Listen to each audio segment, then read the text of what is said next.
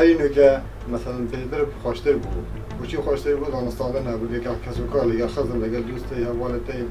گل همی کسد لگاوه همو بیا اینستاگرام و فیسبوک و او چه رین خارجی هکی مثلا 10-12 شباب پی بدار رین خارج قصد لکن دوای سعی دیگه همو سران الموبایل سعی کدو نکرد آخر برنامه او مسئله اجتماعی و علاقاتی دانستان بین آن دا نمویه ولی بین نمویه بین میگه خوشتر بود ما داود حکومت دکن که کاربا باشتر به و حولاتیان جذب کاربا بگرن براستی حکومت چند ساله دبوی کاربا باشتر با من صد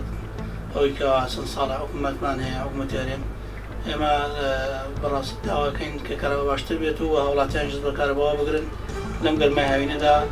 بوی کاربا من باشی هبه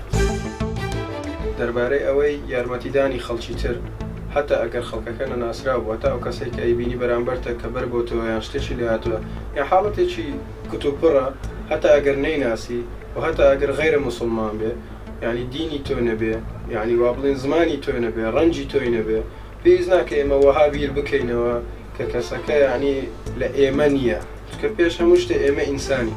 ئیدی چ پێویست دەکە ئێمە بیر لەوە بکەینەوە ئێمە وەڵای دینمان جیاوازە و ئێمە ڕەنگمان جیاوازە زمانمان جیاوازە کولتوری من نییە ئەو کوردە ئەو عەرەبە ئەو ئینگلیزە و فارسە ئەو تورکە کە ئێمە بۆ فکرێ و بۆ عەقڵیەتە بیرمان کردەوە کەواتە سەرئەنجام ئێمە ناگەین بە هیچ شتێ ناگەین بە هیچ ئەنجامێک